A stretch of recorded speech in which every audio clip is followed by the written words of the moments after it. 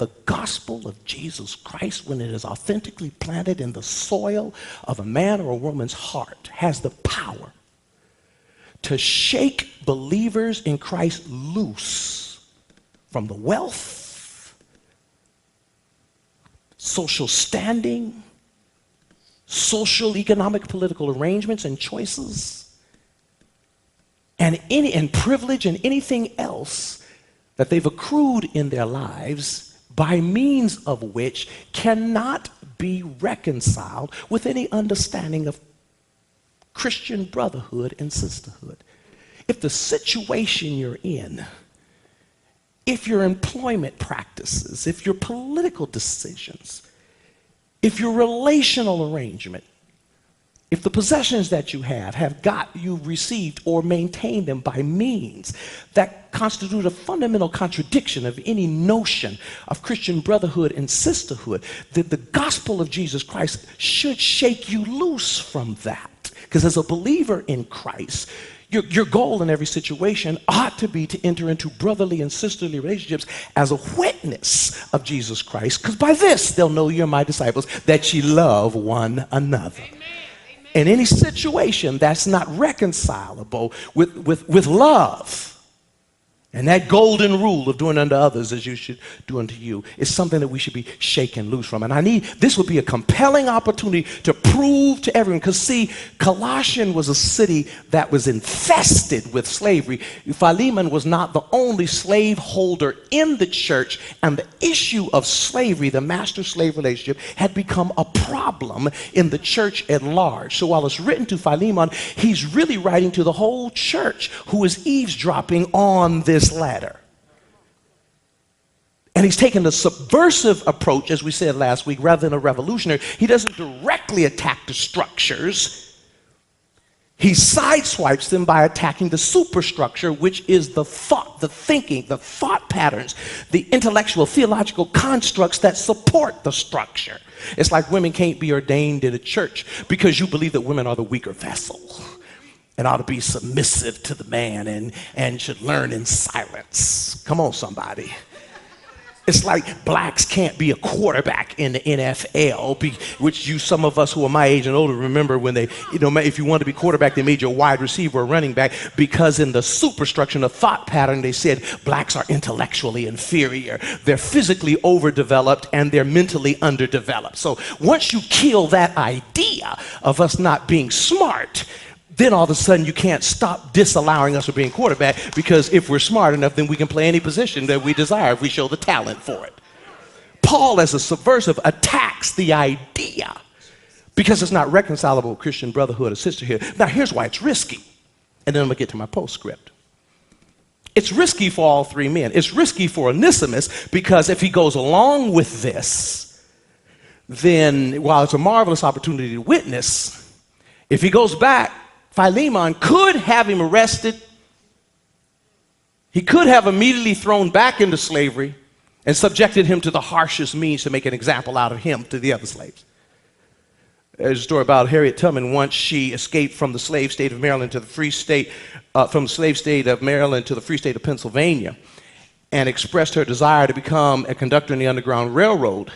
That one of the leaders in the Underground Railroad movement told her, said, Miss Tubman, you don't understand. Once you cross that Mason-Dixon line, you're a slave again. She said, the Lord called me and the Lord will protect me. And she went back again and again and again. And the reality for Onesimus is the same. Once you go back, you're a slave again. And God knows what can happen. Your life, your freedom is at risk. This is risky. A lot of people say, I love the Lord. L-A-W-D, he heard my cry. But we ain't never had to put nothing on the line. Except, can I get there quick enough before somebody have the nerve to sit in my seat? My seat. Third row up, 3 from the end, my seat. Then nobody better not sit in even if I'm 45 minutes late, my seat. They never put no skin in the game. This is risky for Onesimus. But this is also risky for Philemon.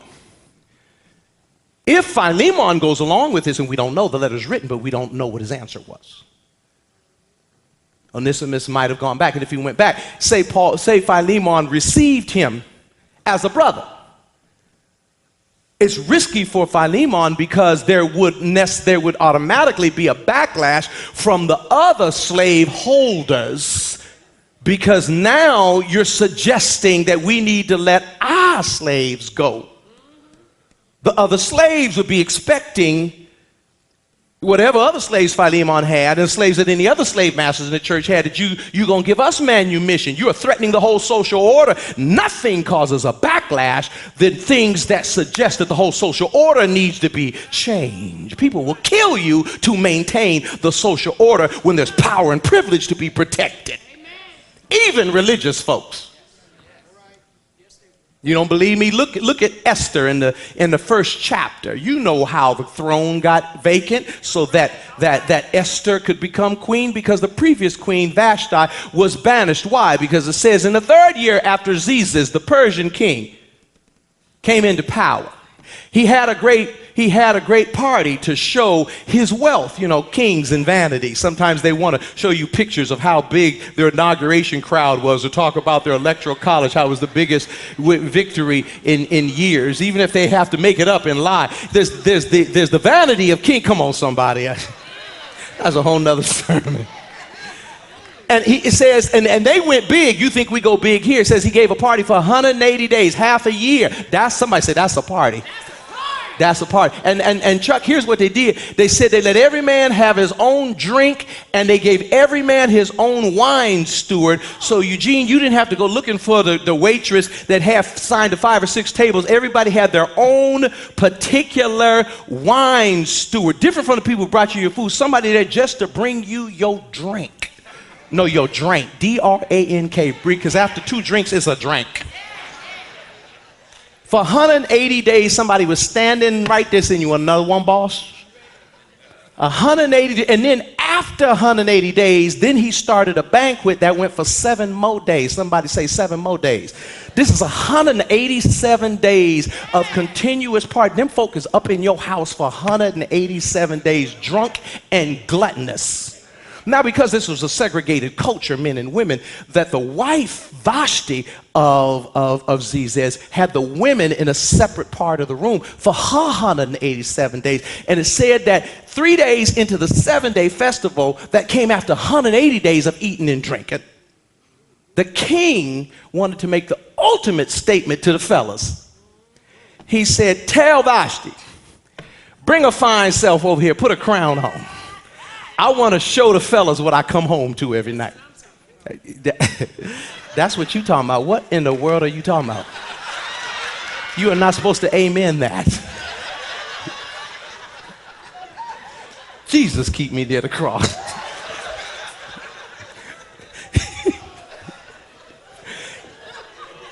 Where was I?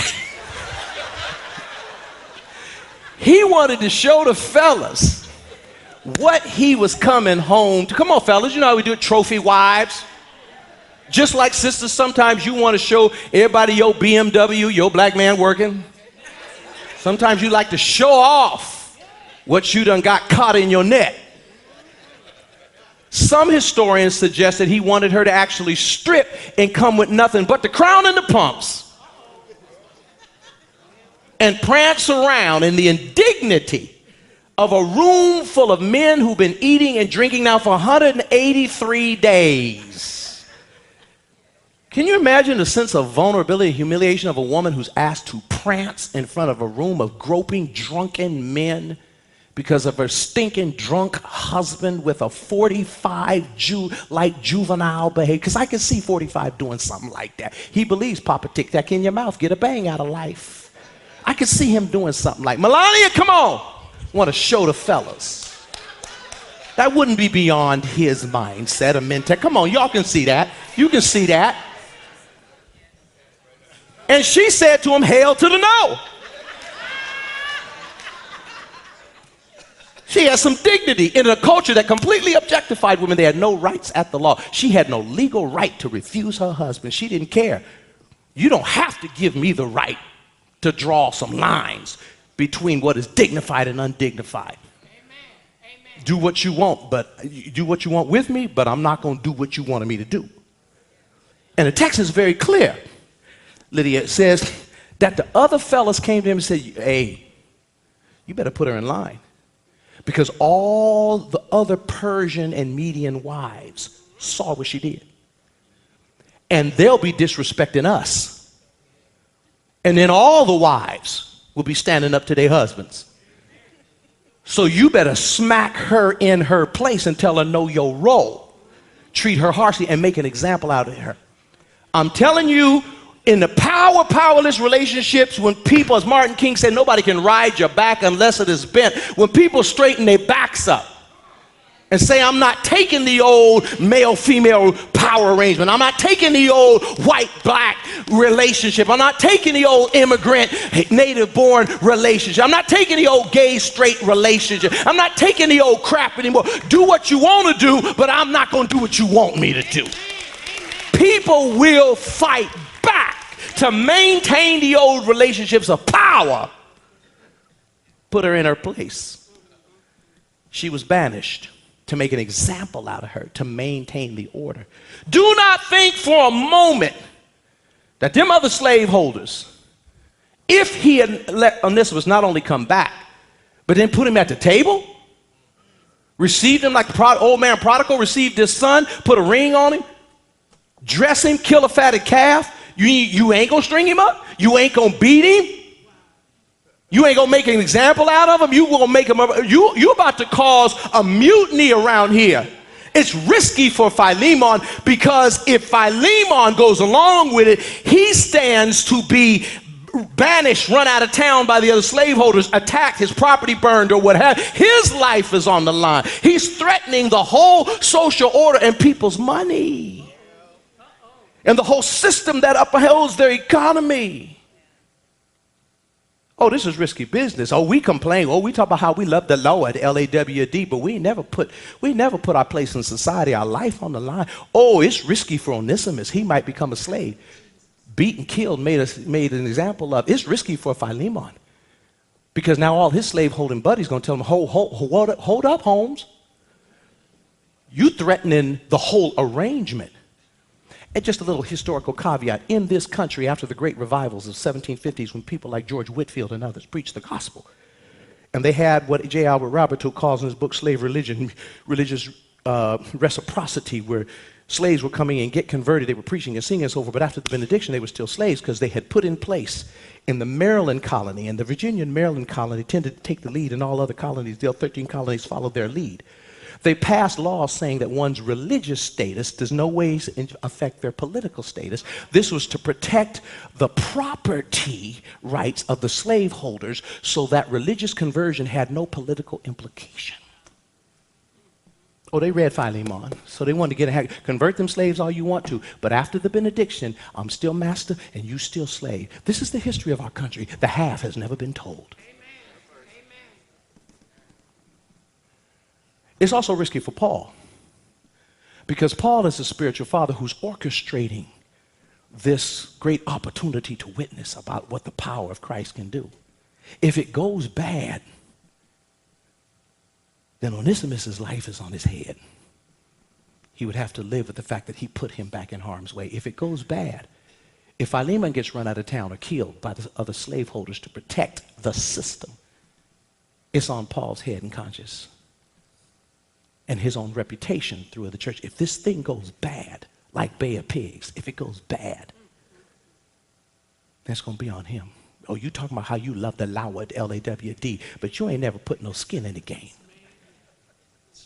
But for these three fellas, this is the riskiest mission in the New Testament. And just when he signs off and you think it's over, Paul includes a postscript to make his point clear. You didn't see it? He says in verse 23, Epaphras, my fellow prisoner in Christ Jesus, sends you greetings. And so do Mark, Aristarchus, Demas, and Luke, my fellow workers. Wherever I didn't see it, back up. And so do Mark. Look at the names in that closing salutation. Epaphras, Aristarchus, Demas, and Luke all had previous experience with the Colossae church. He even says about Epaphras, he says, he was one among you. He came from that church. He was part of the fruit of that labor, another convert of Paul. We know that Demas, Aristarchus, Even Luke, who was the Gentile physician and companion to Paul, who records all of Acts and is the author of the Gospel of Luke, he's the recorder. Apparently, Paul had no problem with the press. He's the recorder. You'll catch that on the way home. All of them had experience with and were a part of the Colossae mission, except Mark. So why does he mention Mark? I'm glad you asked. This is not Mark, the author of the Gospel of Mark. This is the Mark that is spoken about in Acts, the 15th chapter, when Paul had his most embarrassing moment in his public ministry. When Paul and his missionary buddy, Barnabas, fell out. Because after you see, can I tell you the story? In the power of Pentecost came down in the 3rd chapter, and in the 4th chapter, it says that the Christians had everything in common. Nobody considered their private possessions to be their private possessions. And it said periodically, Christians who had property, periodically, if there was a need, they would sell their property and bring the proceeds and lay it at the apostles' feet so they can make sure that everyone's need was met. Everyone gave such as they had, everyone received such as they need. Because Christians believe it's a major contradiction in our faith to say we love the Lord, L-A-W-D, and you got folk in here who have no place to stay after the benediction, have no food to eat, and y'all indifferent to their condition. How can you say you love God who you've never seen and hate your brother whom you see every day? So folk took it serious. They were selling property if they needed to provide for people's basic human needs. And it says that it makes a point of letting us know, the close of the 4th chapter says, and Barnabas, whose name meant, his actual name was Joseph, the Levite, he says, but the apostles gave him a nickname. Barnabas meant encourager. Yes. This was a brother who he was always encouraging. You know, certain people, they're always encouraging. When you feel bad, you hope to run into them. Just like there's some people you hope you don't run into because you've had a bad enough day. Come on, somebody. You got a picture in your head right now, just popped in your head. Yeah. Barnabas was one of the people you hope to run into because they would brighten your day, an encourager. Reason why that's important, because Luke, who writes the book of Acts, is bringing Barnabas into the picture because he's going to play a more prominent role in the 9th chapter after Saul, who was an enemy of the church, with papers from the Sanhedrin to go into people's houses and drag them out and beat them. And he sent people to jail on trumped up charges. He had them thrown in the lion's den. He had blood on his hands. People had been killed, separated from their families, deported, if you may. This was a travel ban mentality of lethal proportions. He was mayhem on the church and had papers to go to Damascus and shake down saints then in the stamp out Jesus movement until the Lord himself shut him down, slapped him off his beast on Damascus Road, temporarily blinded, took away his physical sight long enough to give him spiritual insight, sent him to Straight Street in Damascus to straighten him out, put him under the ministry of Ananias, who told him on behalf of God that you are going to be the Lord's apostle to the Gentiles and their kings as well as to the Jews, and you're going to suffer much for God's cause. After 3 days, his sight came back. He got up and immediately started preaching. And it says that when he went back to Jerusalem to try and join those in the mother church there, it said that they said, "Whoa, is not this Saul of Tarsus?" And at that point, because the last time they saw him, he was trying to get folk killed, locked up, and it says then Barnabas, who some suggest was in the upper room, and if he wasn't there, he was shortly thereafter. Barnabas, who had sold property so that people in the church could have all they need. Barnabas, who was known among the disciples as the encourager. Barnabas, who was one of the good founding members, stood up, ran interference, put his name on the line, and said, "Wait a minute. I was there in Damascus. I saw the conversion. I saw him change. He's legit. I know what he did before, but the power of God, the same that came on us in Pentecost, that power came on him and has changed him, and he's a new man. Trust me." He put his name on the line, the encourager.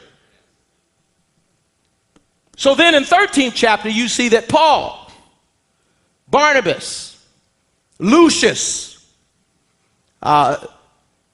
Simeon, the Cyrenian, Lucius, was from North Africa. You had two Jews, and Manaen, it says, who was a Greek. You had two Jews, two brothers from Africa, two Greeks, part of the first mission team dispatched from the church at Antioch, which is the first place they were called church. Paul and Barnabas led a mission team, a multicultural, multiracial mission team, sent out from Antioch.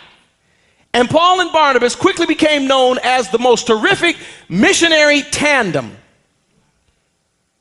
until they got into Acts 15, when it says that Paul said, let's go back to the churches. They had started churches in 10 different cities. If you read Acts 13 to Acts 15, Paul wanted to circle back, let's see how they're doing. And when they decided to make up the roster and who was going, then Paul said, wait a minute. The roster included the name of Mark, and Paul, who was Barnabas' cousin. You know, church ain't nothing but a family of families. Careful who you talk about in church, because you're probably talking about somebody's cousin. And Paul said, no, whoa. At Lydda, he left us. He left us. He was missing in action. He was MIA. He went AWOL on us. Fool me once, your fault. Fool me twice, my fault. I ain't taking him with me because I can't trust him. Folk out here trying to kill us. The only thing we have is each other. I'm fighting on this side. He got to fight on that side. And he left us on the battlefield. I get it, Paul. I've been in some street fights with the fellas. Can't go to war with toy soldiers. I get it. But Barnabas, the encourager, said, wait a minute. It says a contention arose so bad that it split the missionary team. Why did it arise? Two heated Christians. Don't ever think because we say we can't get in no argument. Don't think because we say we can't fall out over mission and over church work. If you think that, you got saved last week. You ain't never been in charge of nothing. My biggest fights have been with saints when everybody think they right in the Lord. And you can be right and yet wrong. Paul was right and yet wrong. He's right. That boy left, but he was wrong. Why was he wrong? And Barnabas pointed and said, wait a minute, Paul. Yeah, my cousin was wrong. He left us. But is there anything that John Mark ever did that comes close to what you did? He ain't killed nobody. He ain't had nobody locked up. He ain't destroyed no families. Sometimes folk who knew you when got to remind you where God brought you from. Because sometimes we can get saved and get real, not only holy, but judgmental. And I get it, Paul. He abandoned you. And you're disappointed. But how disappointed were people in you?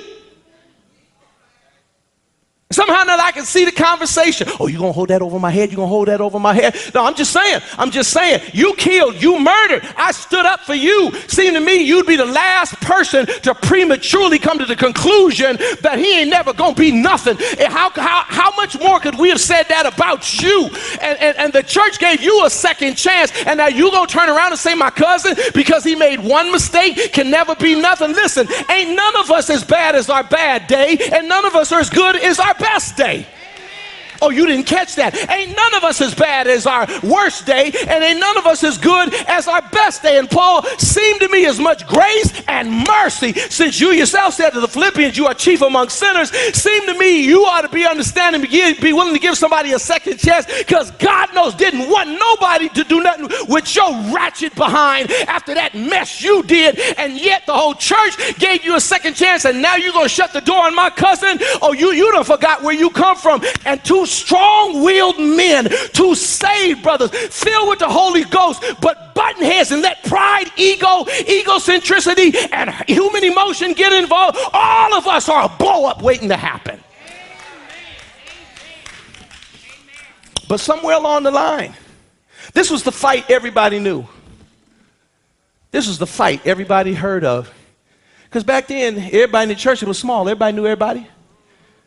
Like black folk in Seattle. You one or two people away from knowing everybody. Is that right?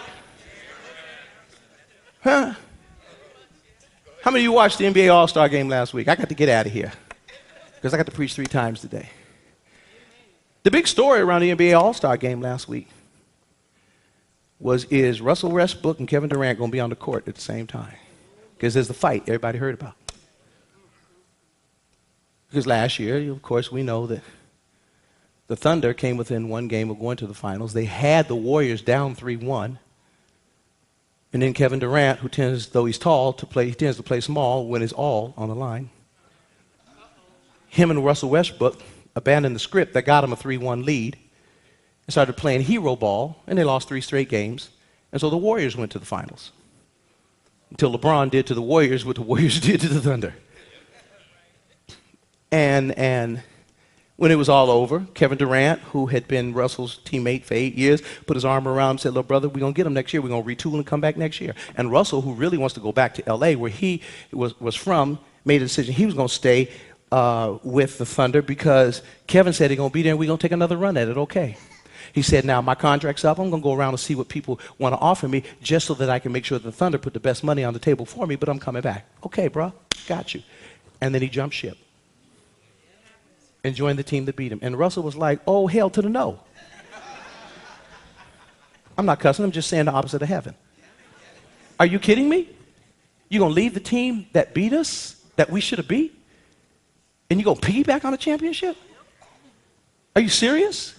Oh, Russell didn't want to hear it. Russell didn't want to hear it. Every time they played, Russell clowned him, cursed him, got in his face, blocked his shot, went right at him. Oh, he was seething even the week before the AllStar Game. The question coming in the AllStar Game was, are they even going to be on the same court at the same time? They said during practice that they avoided one another. But then about midway through the first quarter, enters the game, Russell Westbrook enters the game, Kevin Durant on the court, and everybody watching. Oh, Lord, LAWD. What about to happen now? Oh, Lord, Lord, Lord, Lord. Only a few moments after he'd been on the field, on the court, in one simple gesture, the war ended. When Kevin Durant got the ball, Russell Westbrook came down court. The question was, would he even throw him the ball? Kevin Durant threw him the ball like normal, threw it up, lopped the loop, threw it up to him, alley-ooped him. Russell caught it, slammed it, brought the people to their feet. Reggie Miller, one of the TV commentators, who came talking about, oh God, what's going to happen when they get on the court? When he saw Kevin Durant be big enough to throw him the ball, in spite of all that shade that Russell been throwing at him, he mockingly started singing, "Kumbaya, my Lord, Kumbaya." They had mic'd the Western Conference's sideline, and one of the players started screaming, "Oh, Lord, what just happened in here? Oh, Lord." They called a timeout. The players was throwing water on them like, good, now we can all relax. Because while you holding on to that anger and that impasse, you're forcing everybody around you to tiptoe around the situation. The question was any of them big enough to let it go? And in one simple gesture of grace, Kevin Durant ended it. He threw him the ball. Russell slammed it. And if Russell would have kept up the fight after that, he'd have made himself look stupid. Ended it. It was the fight everybody knew about. And what a witness for Kevin Durant, who tends to play small, even though he's tall, when it's all on the line. But in that moment, when it came to healing his team, he played big. I'm going to give you the ball. I'm going to set you up for a moment. Ended it. What a witness. What a witness. Everybody heard about it. And so, as Paul talks to Philemon about taking this risk, Onesimus apparently has signed on. He's willing to take the risk and the damage that could happen to his reputation. Philemon, yeah, you could lose everything, including your life. As Martin King said, if a man ain't found nothing in his life worth dying for, he ain't fit to live. Everybody got to take on it. This is risky. But think about the statement we can make for the gospel. Are you going to take the risk? And he includes in his postscript, I send it to you, Mark. Mark ain't got nothing to do with your church, but everybody knows about the fight I had with Mark. Now, the fight with Mark happened over 30 years earlier. And Vanessa, we don't know when it happened, but apparently somewhere along the line, in spite of that big blow up with Barnabas over John Mark, somewhere along the line, Paul gave Mark a second chance, who has been part of his ministry team in Ephesus and served him while he was in bonds. And so here you have Paul not only addressing the issue head on, but he's also working subliminally. He's basically saying, I'm asking you to risk something, but I need you to know this is something I practice myself. I'm credible on this issue. I know you know about that fight I had with Mark. But I want you to know Mark is with me. Because when Jesus is real, it's amazing who we can get together with. It's amazing what we can let go of. It's amazing how we find in ourselves the grace to put former things behind us and press toward the mark of the high calling of God in Christ Jesus. And the fact that we hold on to things. See, he's saying to Philemon, are you willing to put at risk everything you got through sinful means for the sake of the gospel? He's saying to Onesimus, are you willing to consider relationship with people who have hurt and wounded you? It's interesting that when the Montgomery bus boycott ended, if you read Martin King's first book that he wrote, Strides Toward Freedom, the Montgomery story, he has in there were 10 commandments for the blacks when they went back on the bus. After all those generations of the humility of segregation and being in the back of the bus, he said, our goal was never to defeat white people, but to be reconciled with them. So we will go on the bus with grace and dignity and courtesy, because what we really want is brotherhood and sisterhood. And so we're willing to go on the same bus with the people who said, nigga, go sit in the back, and say good morning. How are you, sir? Take another seat, and if there's no other seat but that one, to say, sir, may I? The question is, with the white man sitting in the seat, if he calls himself a Christian, can it shake him loose from the racist thinking to move his newspaper and say, sure, have a seat? And for the black man or woman standing there, did the gospel have enough power to cause them to gracefully say, thank you? Or if they say no, to just stand up, because the very fact that I don't have to go to the back of the bus says we've already made another stride. And the gospel's had the power to shake me loose from my anger for all the foolishness that y'all done put me through all along. So the question for us sitting here today, whether it is the profound issues of our society and its political arrangements or the deeply personal little petty things in our lives, does the gospel in this postscript, in the very mention of Paul, has your gospel had the power to shake you loose from some stuff that's blocking brotherhood and sisterhood in your family, in your ministry, in the church? Who's waiting for you to let something go so that everybody can get back to the business of loving and serving and worshiping in peace? Kumbaya, my Lord, kumbaya.